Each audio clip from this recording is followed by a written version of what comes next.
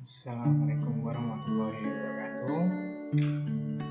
Salam sejahtera untuk kita semua. Alhamdulillah kita ditemukan dengan nikmat dan sehat walafiat dan tanpa kurang sesuatu apapun. Di kesempatan yang berbahagia ini, saya akan mempresentasikan tentang reaksi antigen dan antibodi. Jadi apa sih antigen itu? Antigen di sini adalah zat yang merangsang respon imunitas, terutama dalam menghasilkan antibodi beberapa berupa polisakarida atau polipeptida. Contohnya adalah permukaan bakteri. Antigen dapat berupa bakteri, virus, protein, karbohidrat, dan sel-sel kanker ataupun racun.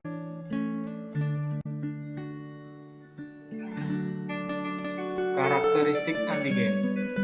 Yang pertama adalah antigenitas, adalah kemampuan untuk menginduksi produksi antibodi. Yang kedua adalah spesifitas antigen, adalah kemampuan untuk berikatan dengan antibodi yang sesuai. Dan yang ketiga adalah imunogenitas, adalah kemampuan anti untuk menginduksi respon imun spesifik. Yang keempat ada imunoreaktivitas, adalah kemampuan antigen untuk berikatan dengan AB yang sesuai atau limfosit T yang sudah disensitisasi. Yang kelima ada epitop atau antigen determinan, adalah area yang dikenal oleh antibodi atau suatu sisi atau bagian dari antigen yang mempunyai sifat spesifik dan dapat berikatan dengan bagian spesifik dari antibodi. Yang keenam ada paratope atau antigen binding site, adalah area pada antibodi yang mengenal sisi antigen. Antibodi. Jadi apa sih antibodi itu? Antibodi adalah molekul yang berikatan spesifik dengan antigen yang dihasilkan oleh sel plasma berupa protein berlarut ke dalam darah atau cairan limfo, atau bisa disebut juga dengan imunoglobin. Jadi apa sih jenis-jenisnya? Jadi jenisnya ada 5 ya, yaitu IgG, IgA atau dimer, IgM atau parentemer, IgD dan IgE. Selanjutnya adalah fungsi dan interaksi. Jadi di sini antibodi itu memiliki fungsi, yaitu yang pertama adalah menetralkan Ag, yang kedua mengaktifkan komplement, yang ketiga adalah participating antigen, yang keempat adalah facilitating fagolitis, dan yang kelima adalah simulasi fagolitis dan aktivasi PMN. Selanjutnya ada respon antigen terhadap antibodi. Di sini ada 3 ya, yaitu yang pertama adalah sel-sel kunci dalam respon antigen ke dalam antibodi adalah sel limfosit. Yang kedua terdapat 2 jenis sel limfosit yang berperan, yaitu limfosit B dan T. Yang ketiga adalah keduanya berasal dari sel tiang yang sama dalam satu sumsum tulang. Selanjutnya ada interaksi antibodi dan antigen. Jadi gimana sih reaksinya antibodi dan antigen itu? Jadi di sini adalah antibodi memiliki sisi pengikat antigen pada daerah variabel dan antigen memiliki sisi penghubung determinan atau epitop. Oleh karena itu, kedua sisi akan diberikan membentuk kompleks antigen dan antibodi. Selanjutnya adalah kelas imunoglobin. Di sini adalah mekanisme perikatan antigen terhadap antibodi. Yang pertama ada kelas imunoglobin, yaitu IgG. Di sini IgG berjumlah 80% dan akan lebih besar pada kontak kedua atau ketiga dan seterusnya.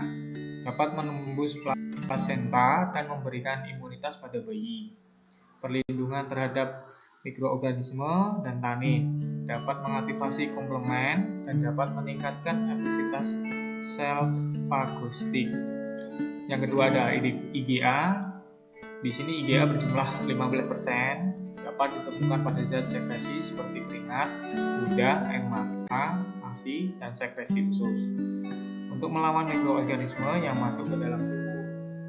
Yang ketiga ada IgM, antibodi yang pertama kali tiba di lokasi infeksi. Dia menetap di pembuluh darah dan tidak masuk ke dalam jaringan tubuh. Berumur pendek dan berfungsi untuk fragmentasi komplement dan memperbanyak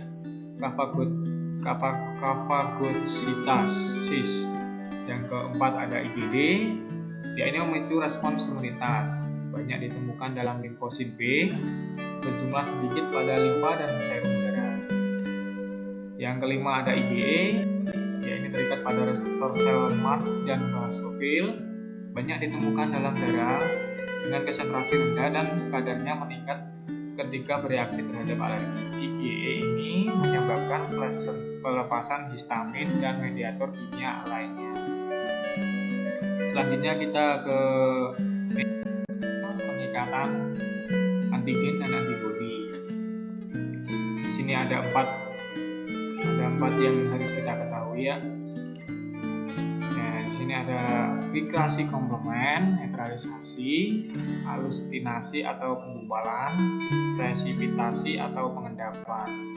Yang kita bahas pertama adalah fiksasi komplement.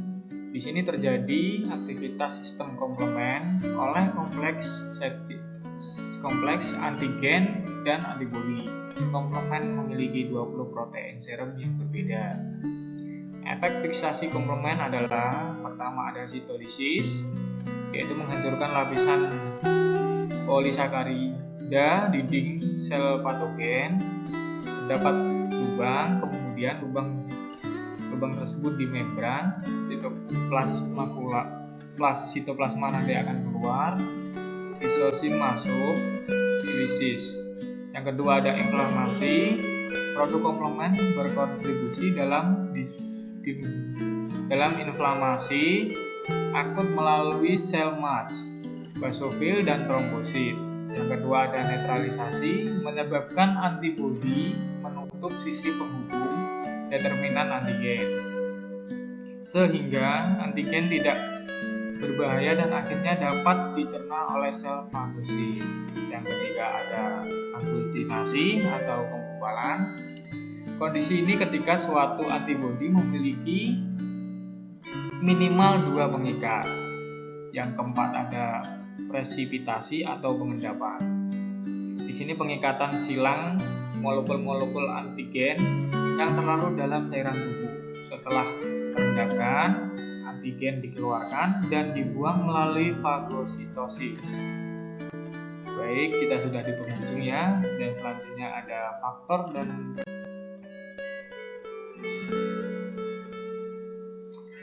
jadi faktor apa saja sih yang membuat antibodi itu bereaksi dengan antigen?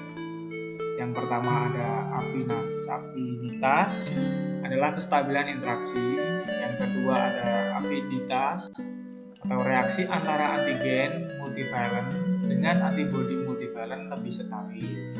Yang ketiga ada rasio antigen kepada antibodi tertentu berkaitan dengan ukuran kompleks dari antibodi tersebut. Yang keempat ada bentuk fisik antigen. Dari bentuk fisik ini kita bisa mengelompokkan menjadi 2, yaitu partikulat dan terlarut. Partikulat di sini adalah argunitasi atau clumping, dan terlarut di sini adalah partisipasi setelah terbentuk kompleks dan berjumlah tertentu. Di sini PPT di sini diambil dari revisi yang sudah terlampir. Kurang lebihnya saya mohon maaf. Itu kemudian. Assalamualaikum warahmatullahi wabarakatuh.